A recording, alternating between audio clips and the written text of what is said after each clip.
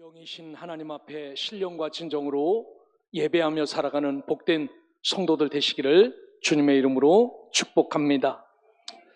올해는 참 무더웠는데 그래도 시간이 지나니까 더위도 꺾이는 것 같아요. 장사 없는 것 같습니다. 이런 시기에 더욱더 예배하며 주님을 높이며 살아갈 수 있기를 주님의 이름으로 축복합니다. 지난주에 우리는 흩어진 사람들에 대한 말씀을 들었습니다.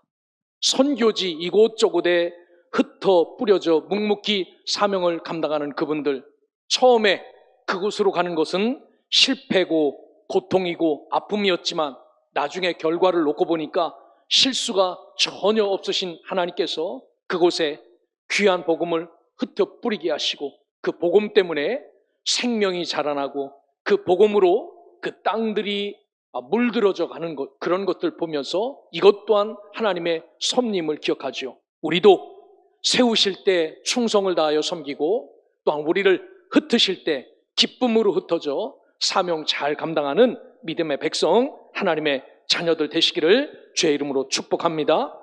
오늘은 이런 상황 속에서 어떻게 살아가는 것이 복된 것인지 부르심에 합당한 삶에 대해서 말씀을 나누겠습니다. 지난 주일에는 감리교 교단 선교를 고민하는 분들과 함께 회의를 했습니다. 현재 선교지는 외부적인 요인과 내부적인 요인으로 점점 축소되어 가고 있습니다. 감리교 본부 파송 선교사가 많을 때는 약 2,000명 가까이가 되는데 지금은 절반 정도로 확 줄어서 1,050명이 되지 않습니다. 근데 문제는 요거밖에 안 되는 선교사들 이 중에 50% 이상이 다 60대가 되었습니다. 그러니까 얼마 있지 않으면은 이분들도 선교지에서 철수해야 되는 그런 분들입니다. 그리고 요즘 젊고 아주 싱싱한 젊은 선교사들의 지원율은 10%가 되지 않습니다. 40대 이상은 10명의 선교사를 파송할 때 1명 있을까 말까, 2명 있을까 말까 하는 그러한 이유입니다. 이유는 한국교회가 선교 동력을 상실해가고 있기 때문입니다. 보내는 것도 귀찮고 하는 것도 귀찮고, 옛날에는 그렇게 하면은 교회가 부흥한다고 해서 했는데 이제는 모든 교회가, 한두 교회가 포기합니다. 이 외에도 모든 선교지마다 자국 중심의 민족주의가 강화되어 가고 있다는 겁니다. 먹고 살만 하니까 민족주의가 살아나고 자국 중심의 통치가 시작되는 겁니다.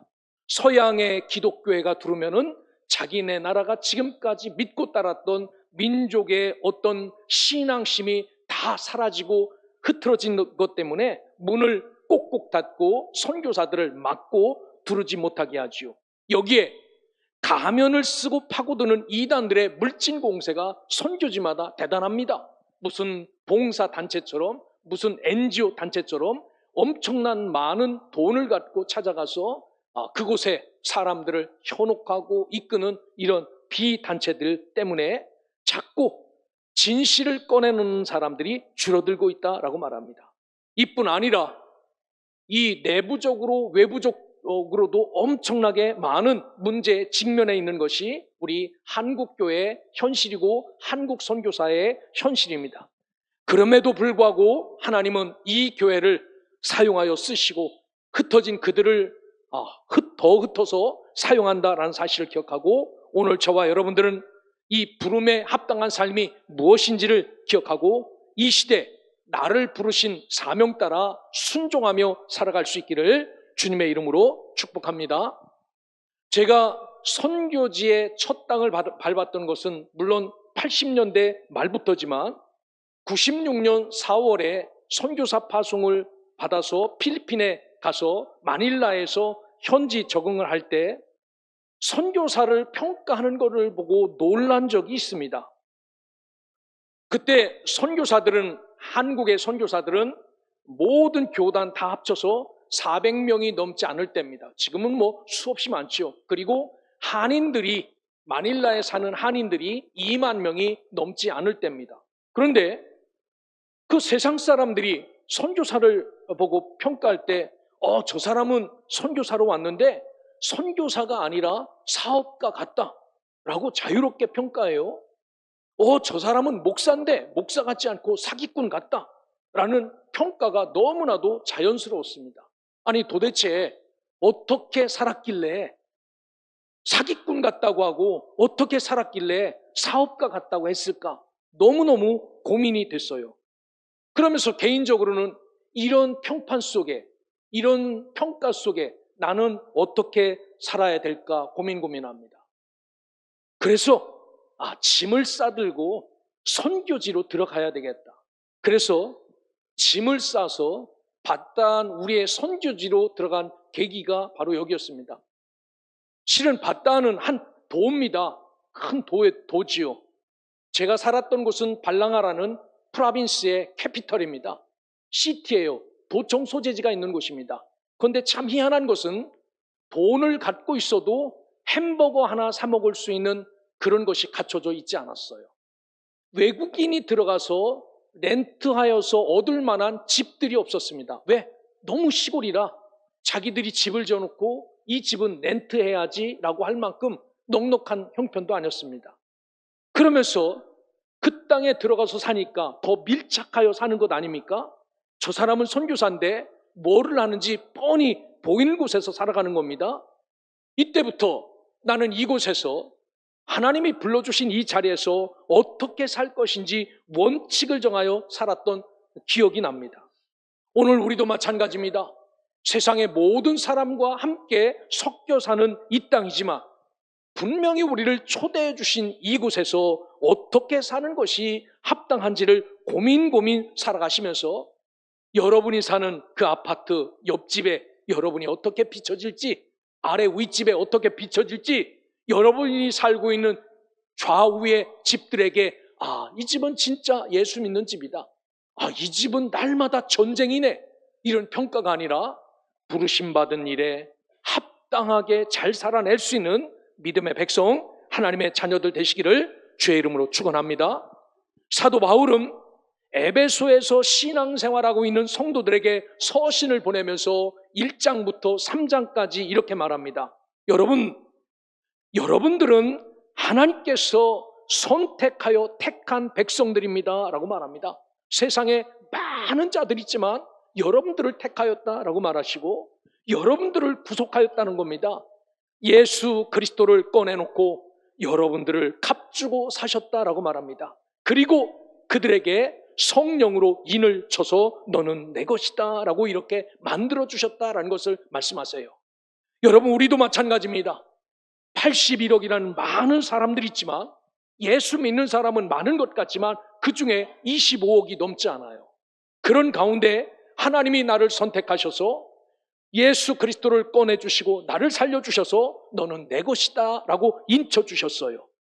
그래서 4장부터는 그러므로 라는 접속사를 사용해서 그러면은 이렇게 은혜를 베풀어 주시고 구원을 베풀어 주시고 선택한 우리는 지금부터 어떤 삶을 살아야 되는가라는 은혜에 합당한 삶이 무엇인지 우리에게 이야기합니다. 그래서 부르심에 합당하게 행할 것을 구체적으로 보여줍니다. 이 말씀은 다름 아니라 우리 삶의 방향을 결정하는 놀라운 말씀이기도 하고 제시하는 귀한 말씀이기도 합니다. 그러기에 오늘 이 말씀을 잘 들으시고 나는 예수 믿는 목사인데, 나는 예수 믿는 장로고, 나는 예수 믿는 권사고, 성도고, 집사인데 내가 어떻게 살아야 합당한 삶인지를 잘 분별하셔서 여러분, 내가 좋아서 기뻐하는 그런 자가 아니라 주에서 여러분을 바라봤을 때 저분은 진짜 예수 믿는 사람입니다. 저분은 진짜 사기꾼입니다. 도둑놈입니다. 이런 평가가 아니라 진정한 예수 믿는 백성으로서의 온전한 평가를 받고 살아가시기를 주의 이름으로 축원합니다. 바울은 주 안에서 갇힌 내가 너희를 권하노니 라고 시작합니다. 이 갇히다라는 데스미오스라는 말은 바울이 옥에 갇혀있다라는 그런 뜻이 아니라 바울은 주 예수님께 묶여있고 예수에게 속박당한 자라는 그런 의미입니다.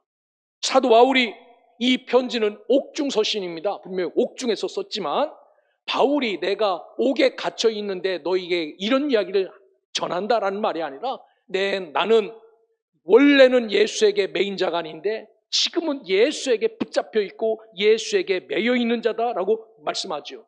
그래서 표준 세번역 성경에 보면 주님 안에서 갇히고 묶인 나 바울이라고 말합니다. 주님이 나를 묶어주시고 주님이 나를 잡아주신 그것. 우리도 세상 꽃에 매여 살아 움직이는 자가 아니라 예수에게 매여 움직이는 자, 예수에게 묶인 자로 살아갈 수 있는 복된 성도가 되시기를 주님의 이름으로 축원합니다. 이런 자에게 사도 바울은 먼저 부르심에 합당하게 행하라 라고 말해요. 이 부르심은 단순한 직업이나 사명을 뜻하는 것이 아닙니다. 이 부르심은 어떤 부르시냐면 원초적인 부르심이에요. 버려졌던 나, 죽었던 나를 선택하시고 구원하시고 인쳐주셔서 구원받은 백성의 자리로 초대해 주신 신분을 가르칩니다. 그러니까 여기에 앉아있는 모두는 다 부르심을 받은 자들입니다. 버려졌던 자, 구원하여 은혜 자리로 옮겨준 우리 모두가 부르심을 받은 자입니다. 나는 목사로 안 부름 받았는데요, 나는 집사로 안 부름 받았는데요, 그런 얘기가 아니에요. 죽었던 우리를 살려서 은혜 자리로 옮겨주신 이 부름이다라고 말합니다. 여기에 보면은 이런 부름은 값싼 것이 아니기에 합당하게 살아야 된다라고 말합니다. 여러분, 우리 입장에서 보면 은혜는 공짜입니다. 예수 믿는다고 우리가 한 게 뭐가 있습니까? 그런데 하나님 입장에서 보면요, 이 은혜는 엄청난 대가를 치른 거예요. 뭐냐면 당신의 가장 값진 아들 하나를 꺼내서 죽이고 우리를 살려주신 거니까 얼마나 귀한 겁니까? 여러분, 남에게 뭐 하나 떼줄 수 있습니까? 여러분에게 콩팥 하나 달라고 하면 주실 수 있겠습니까? 우리 집안에 콩팥 4개 붙이고 사는 사람이 있어요. 나는 콩팥이 잘못되면 그 콩팥 떼내고 새 것 붙이는 줄 알았는데 아니에요. 그 콩팥 그냥 놔두고 다른 콩팥 붙이더라고요. 제일 먼저는 아무도 안 주니까 아버지가 주더라고요. 아버지가. 내 거지만 오래 썼지만 너 붙이고 살아라. 한 10여 년 사니까 나이 많으신 분이 콩팥을 줘서 붙이고 살았는데 그 기능이 점점 줄어드니까 이제는 누가 콩팥을 줄 거냐 피검사를 했어요. 가족들 다 모여서. 여러분들 심정은 어떨 것 같습니까? 나만 아니었으면 좋겠다. 얼굴에 표가 나요. 나만 아니었으면 좋겠다는 겁니다. 누나도 있고 동생도 있는데. 그런데 아무도 안 줘요. 그랬더니 아내가 주더라고. 아내. 혈액형도 다른데 남편 죽을까 봐 아내가 떼서 줘서 원래 있던 콩팥 2개에다가 아버지 콩팥, 부인 콩팥 4개 붙이고 삽니다. 그렇게 떼서 주고 살아도 잘 살아요. 그런데 그 콩팥 하나 떼서 주는 것도 벌벌 떱니다. 근데 아들을 꺼내서 죽이고 나를 살려주셨다는 것은요, 대단한 거지요. 이런 부름에 합당한 삶은 여러분 잘 살아야 된다. 악시오스라고 말합니다. 그래서 이 악시오스라는 합당하다라는 말은 저울의 균형을 뜻합니다. 균형 잡히게. 위치에 맞게, 목사면은 목사답게, 행동도 언어도 태도도, 장로면 장로답게, 성도는 성도답게 저울에 달렸는데 부족함 없이 그렇게 합당하게 살아가는 것, 이치와 가치에 맞게 살아가는 것, 이것을 우리에게 요구하신 말씀이 이런 요구예요. 다시 말해, 우리가 받은 구원과 은혜가 너무 크기에 우리의 삶이 그 은혜 속에서 그 받은 은혜에 어울리고 가치 있게 합당하게 살아가라라고 말합니다. 구원받았으니까 아무렇게나 사는 것 아닙니다. 하나님의 자녀답게 복음을 받아 하나님 앞에 살아난 자처럼 귀하고 복되게 살아가라라는 명령입니다. 사랑하는 소명의 성도 여러분, 오늘 우리도 어쩌면 가면을 쓰고 그리스도인 흉내를 내며 살아가는 자 있다면은 여러분 이제부터는 그 가면 벗고 나 속마음과 겉모습이 온전히 예수 닮은 모습으로 흉내내는 것이 아니라 진짜 어울리게 잘 살아서 하나님 앞에서 빛과 소금 되어 살아가는 믿음의 백성, 하나님의 자녀들 되시기를 주의 이름으로 축원합니다. 이렇게 부르심에 합당한 모습에 대해서 바울은 뭐라고 이야기하냐면은 어떻게 살아야 합당하게 사는지, 어떻게 살아야 어울리게 살아가는지를 이야기하면은 여기에 보면 2절부터 3절 겸손도 이야기하고 온유도 이야기하고 오래 참음도 이야기하고 용납도 이야기합니다. 첫 번째, 부르심에 합당한 삶은, 성품은 겸손이라고 말합니다. 자신을 낮추는 마음이에요. 여러분 1년 겸손할 수 있습니까? 없습니까? 저는 할 수 있습니다. 1년 죽은 듯이 살아갈 수 있어요. 10년 할 수 있을까요? 없을까요? 10년 할 수 있습니다. 죽은 듯이 고개 숙이고 10년 왜 못 삽니까? 그런데 평생을 그렇게 산다는 것 쉽지 않아요. 이 겸손이라는 말은 당시 세상을 주름잡던 헬라 철학에서는 겸손을 경멸적인 단어로 봤어요. 남자 자식이 겸손이 뭐냐? 겸손이 때로는 칼 들고 맞짱도 뜨고 때로는 반기도 들고 이래야 진짜지 라고 말하면서 겸손은 경멸적인 단어였습니다. 그런데 빌립보서 2장 5절부터 보면 그리스도께서 십자가에서 자신을 낮추신 사건을 가장 고귀한 덕목으로 우리에게 말씀합니다. 예수가 그 천국의 모든 것을 내려놓고 이 땅에 내려오신 그것을 겸손이다 표현하면서 이것이 진짜 부르심에 합당한 태도고 성품이다 라고 말합니다. 사랑하는 소명의 성도 여러분, 오늘 우리도 이 땅에 살아갈 때 나의 고집도 있고 나의 주장도 있지만 하나님 앞에 겸손한 자가 부르심에 합당한 모습임을 기억하고 겸손하게 살아갈 수 있는 믿음의 자녀들 되시기를 주의 이름으로 축원합니다. 두 번째 성품은 온유다라고 말해요. 프라우테스라는 겁니다. 여러분 가끔 태권도 8단 이런 분들이 여러분이 가서 막 툭툭 걷어차고 한번 맞짱 뜨자고 하면 그분이 맞짱 뜨던가요? 안 떠요. 그분은 알아요. 내가 한번 때리면은 이 사람 죽을 줄 알아요. 그러니까 주먹을 함부로 쓰지 않습니다. 여기 온유라는 프라우테스라는 말은요, 힘이 없어서가 주먹을 안 쓰는 건 아닙니다. 힘을 절제하는 겁니다. 이게 온유입니다. 여러분, 우리가 온유한 성품을 가져야 됩니다 라는 이야기는 없어서도 아닙니다. 부족해서도 아닙니다. 대신 하나님 안에서 그 힘과 그것을 절제할 수 있는 힘, 그것이 온유지요. 그래서 예수님은 마태복음 11장 29절에서 나는 마음이 온유하고 겸손하다라고 말하는데 이 온유한 성품이 가장 예수님 닮은 그러한 모습입니다. 어떻게 오른뺨을 때리는데 왼뺨을 돌려댈 수 있습니까? 지금 이 세상에서 어떻게 겉옷을 달라는데 속옷까지 줄 수 있습니까? 이 모습은 마치 길들여진 말처럼 하나님 뜻에 순복하여 다른 이들을 온화하게 유순하고 부드럽게 대하는 태도가 바로 부름받은 합당한 성품이다라고 말해요. 그러기에 가장 아름답고 가장 값지고 예수 닮은 온유함으로 여러분들 잘 무장하여 살아갈 수 있기를 주의 이름으로 축원합니다. 살면서 다듬어지지 않는 성품 때문에 불미스러운 일이 얼마나 많아요. 우리 요즘 세상이 그렇습니다. 어떤 교회는 목사님이 장로님을 때렸어요. 때리려고 때린 게 아닙니다. 여러 가지가 일이 있는데 그렇게 기도하시면 어떡합니까? 라고 하는데 장로님이 뿌리쳤는데 그게 목사님 얼굴에 좀 맞았나 봐요. 그러니까 이놈이 하고 때렸어요. 이게 뭡니까? 온유하다면 그렇게 됐겠습니까? 오늘 우리 속에 이런 성품이 충만하여 부르신 이 거룩한 은혜의 자리에 조금도 흔들림 없는 아름답게 어울리는 이런 삶을 잘 살아갈 수 있기를 주의 이름으로 축복합니다. 세 번째 성품은 오래 참음이다 라고 말해요. 문자적으로 오래 참음은 어떤 뜻이냐면요, 분노가 늦다라는 뜻입니다. 분노는 어떻게 일어나는 겁니까? 갑자기 순간적으로 확 치밀어 오르지요. 여러분 오늘 올 때도 이런 거 일어나는지 모르겠습니다. 막 부글부글 올라오는 거, 이게 분노입니다. 이게 분노가 일어나는 겁니다. 그런데 여기서 오래 참으면 분노가 오긴 오는데 충청도식으로 오는 거예요. 너무 느린 겁니다.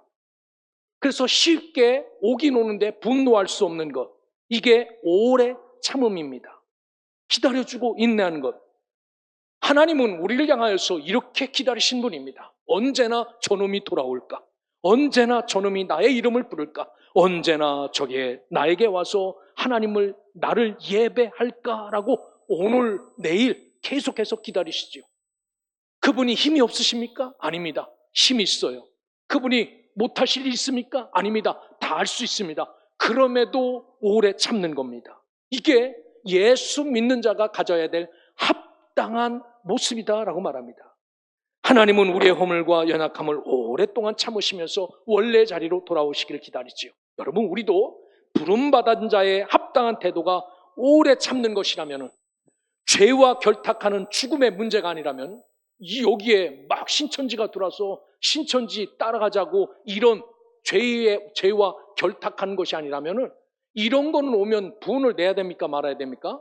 이런 건 분을 내야 되지요. 당장 나가라고 큰 소리를 치면서 아주 따끔하게 혼내야지요. 이런 것 아닌 것 외에는 절대로 우리의 분노 조절 게이지를 제일 느리게 맞춰놓고 살아야 된다라고 말합니다.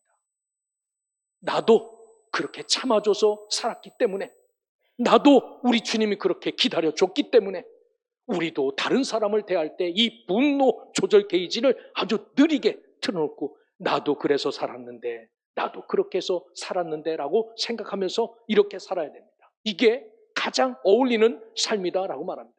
상대방이 훅 나온다고 나도 훅 나가면은 절대로 우리는 승리자가 될 수 없습니다. 사랑하는 성도 여러분, 오늘 하나님 앞에 겸손이나 하나님 앞에 온유나 하나님 앞에 오래 참는 것, 이게 아름다운 모습이다라고 말합니다. 이렇게 잘 살아낼 수 있기를 주의 이름으로 축원합니다. 네 번째 성품은 사랑 가운데 서로 용납하는 것이라는 겁니다. 이 용납은 견디다, 받아들이다라는 이야기예요.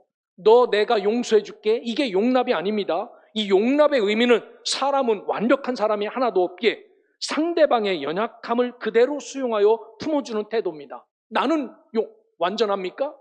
나도 완전하지 않아요. 너도 완전합니까? 너도 완전하지 않아요. 그래서 완전하지 않은 내가 다른 사람을 보고 배척하고 미워하는 것이 아니라, 그래, 나도 완전하지 않아, 너도 완전하지 않구나 라고 이것을 함께 품어주는 겁니다. 완전하지 않은 사람과 완전하지 않은 사람이 만나서 완전한 삶을 이루어가는 것, 이것이 용납하는 겁니다. 뭐 죄졌다고 조금 용서해주고 이런 것 아닙니다. 그러기에 오늘 저와 여러분들은 하나님의 은혜와 사랑 가운데 나도 부족한데 당신도 부족하고만요 라고 생각하면서 서로 안아주고 품어주는 태도, 이렇게 해야 하나님 은혜 안에서 가장 멋지고 아름다운 삶, 부르심에 가장 합당한 삶을 살아갈 수 있다라고 말합니다. 우리는 종종 서로의 부족함을 감싸 안기보다는 그것을 내가 고쳐보려고 나서는 사람이 있어요. 내가 내 성격 너 그거 고친다라고 있습니다. 여러분, 이런 행동은 절대로 다른 사람을 고칠 수 없어요. 오히려 상처와 아픔만 주고 헤어질 뿐이지요. 하지만 그것을 내가 안는다면 오히려 그것 때문에 서로가 가까워지고 하나가 되고 은혜를 나눌 수 있고 기쁨이 넘치죠. 그러기에 오늘 저와 여러분들은 주님이 세우신 이 삶의 자리에서 부름에 어울리게 사십시오. 구원받은 자의 사람으로 가장 아름답게 살라는 이 요청을 잘 들어서 겸손하고 온유하고 오래 참으며, 나도 부족하지만 그 부족한 상대방을 잘 품고 살아갈 수 있는 소명의 성도들 되시기를 주의 이름으로 축원합니다. 그래서 오늘 성경 마지막으로 성령이 하나 되게 하신 것을 힘써 지키라라고 말합니다. 교회의 일치는 우리가 만들어내는 것이 아닙니다. 목사들의 착각은 이게 있어요.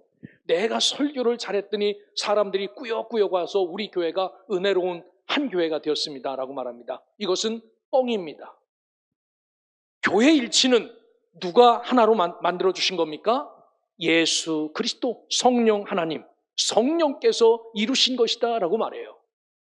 목사가 목회를 잘해서도 아니고 설교를 잘해서도 아니고 성령 하나님이 우리를 한 자리에 앉게 하였다라고 말합니다.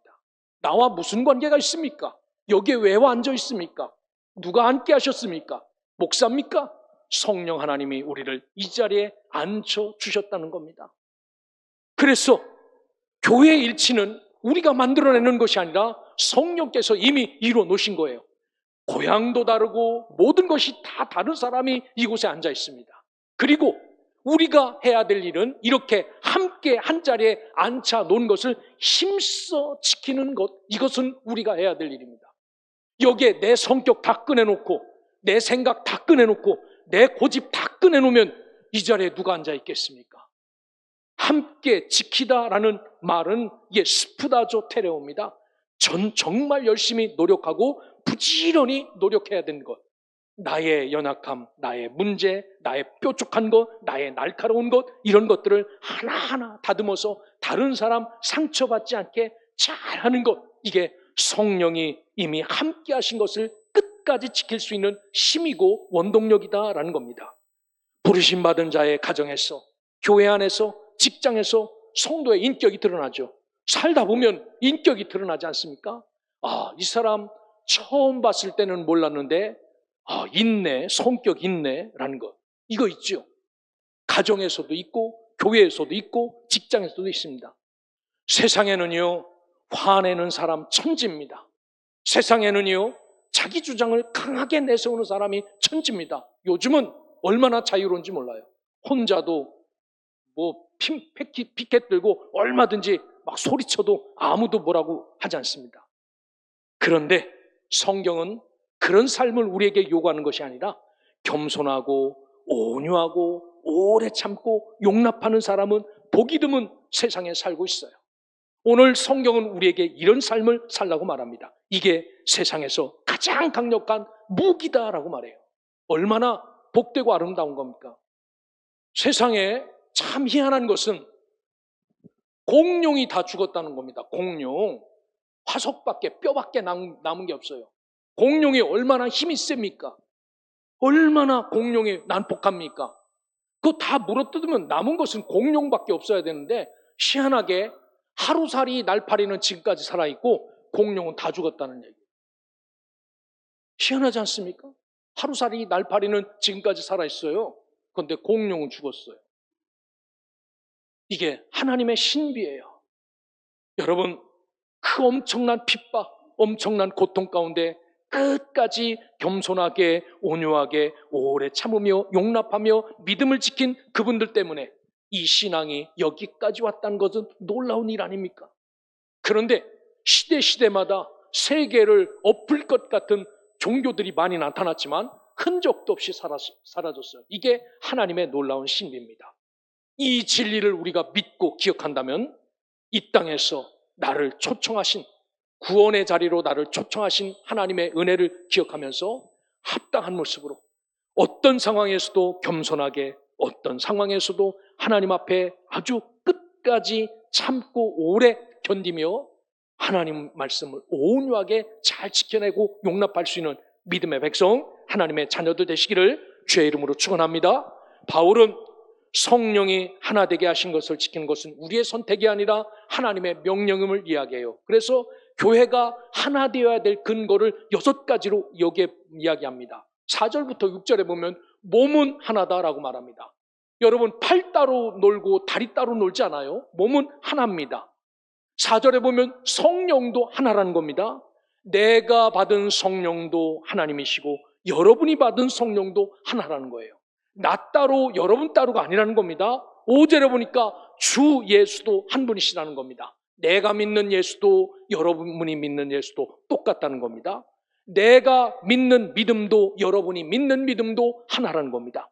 내가 받은 세례도 여러분이 받은 세례도 성부, 성자, 성령 똑같은 하나다라고 말합니다. 그리고 6절에는 하나님도 한 분이시니라고 말합니다. 이게 교회가 하나됨의 근거입니다. 그 어떤 누구도 교회를 나눌 수 없고 가릴 수 없어요. 이렇게 부르심에 합당하게 살아야 될 삶의 목적이 이겁니다. 우리가 잘 만들어지고 갖춰져서 하나로 세워놓으신 것, 깨치지 않는 것, 이것이 하나님의 은혜다라고 말합니다. 그래서 오늘 성경은 특별히 뭐라고 이야기하시냐면 부르심에 합당한 삶은 하나님 중심으로 사는 삶이다라고 말해요. 6절을 보시길 바랍니다. 6절에 보면 하나님은 만유 위에 계시고 라고 말합니다. 세상 모든 것 위에 계신 분이 하나님이십니다. 만유를 통일하셨다라고 말합니다. 만유. 여러분, 만유가 이 세상의 모든 전체가 빈틈없이 이루어져 간다는 겁니다. 오늘 해가 서쪽에서 떴다, 내일은 동쪽에서 떴다, 그러지 않습니다. 하나님은 모든 것을 다 통일시켰어요. 남자 따로 여자 따로 만들었지 남자가 여자가 되고 여자가 남자가 되는 것 있을 수 없습니다. 하나님은 질서정연하게 통일하셔서 움직이고 있다라는 겁니다. 만유 가운데 계시다라고 말합니다. 그런데 여기를 떠나 있느냐? 아닙니다. 임마누엘, 우리와 함께 하시는 분이다라고 말합니다. 이게 부르심의 시작도 과정도 완성도 모두 하나님 중심이다라는 겁니다. 그러기에 이 사실을 믿고 오늘부터 나를 구원의 자리로 초대해 준 이분의 말을 따라 좀 어울리게 살아보자. 합당하게 살아보자. 때로는 내 성격이 그렇지 않지만 온유라는 것도 장착하고 겸손이라는 것도 장착하고 오래 참는 것도 장착하고 나도 부족한데 저 사람도 부족하구나, 같이 살아야 되겠다라고 서로 용납하고 포용하면서 우리 주님 안에서 나의 연약함을 다듬고 채워가면서 온전하게 성화되어져가는 변화된 모습으로 믿음의 길을 잘 걸어가 하나님이 세우신 자리에서 너 참 합당하게, 너 참 아름답게, 너 참 귀하게 잘 살았다라고 평가받는 성도. 너는 꼭 도둑놈 같으냐, 너는 꼭 나쁜 놈 같으냐라고 평가받는 자가 아니라 오늘 은혜 받고 구원받고 하나님 백성된 자로서의 평가를 진실하게 받고 살아가는 믿음의 백성, 하나님 자녀들 되시기를 주의 이름으로 축원합니다.